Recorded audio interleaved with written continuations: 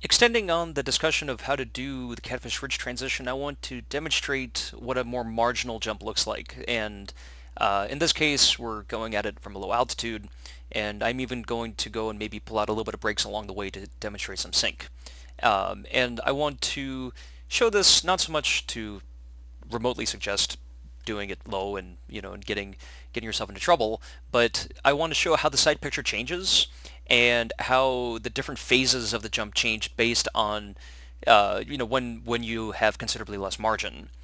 Um, the and before we get into that, one kind of additional thought that I didn't get into before is the effect of wind direction and speed, but particularly wind direction that has on a jump, right?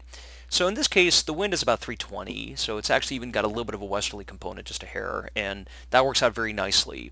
But consider what happens when the wind angle shifts around a little bit. So suppose that the wind angle was northerly. Let's say we had a 360 wind, and that's about straight north right now. You would have to go considerably further around the corner before the ridge starts to work. And in fact, you can find some, kind of the bad air kind of tumbling off the jump if you're trying to go around the corner when the angle is off like that.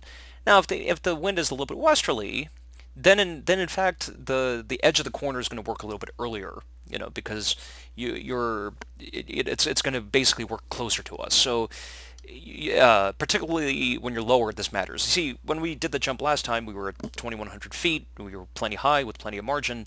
We had so much height that these variables didn't really play in all that much. But now, if this is a northerly day, you would be in really deep trouble trying to do a jump pretty low. But yet, on a more westerly day, you can afford that. In any case, again, we have the five steps. In the case of the floating step, we've basically ignored that, and we're going to do it lower. And then the second step is to find the line. And again, we're lined up with the gorge. We're lined up at pretty much the closest spot. So let's say we hang a left now, and we start going across. We're in good air, That's great, right? And so we're just starting to make our way, a little bit further. Now, right about now, we're reaching the point of no return, right? Because we lose another 100 feet, we're not going to be able to make it back. If we lose 100 feet, we are not going to be, we're going to get there below ridgetop, coming back, and we're not going to have that field in glide anymore. And because below ridgetop, you're going to be looking at the sea of trees underneath you and trying to get through the gorge, and that really is not a really an acceptable place to be. So we are lower, we are doing this jump more marginally. At this point, we reach the point of no return, right? So, and suppose we decided to continue with this marginal transition. We decided to commit to the jump. We're saying we're not going to be able to come back anymore after this point. Now, after we've committed, suppose we hit some sync. Now I went and put a little bit of brakes out.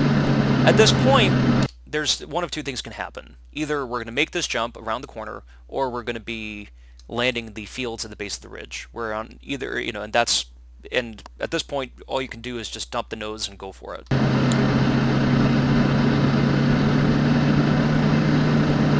And once you hit that sync, once you put that nose down, then you're basically looking at tucking it into the corner and getting right up into the right up against the slope and try to get the slope to work for you. You're going to be going pretty fast, kind of cutting through that sync.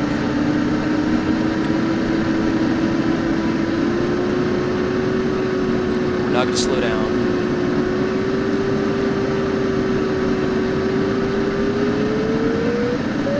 And there it goes. Now the lift is working for us again. Well, we still have the field at the base that we would go for if this doesn't work.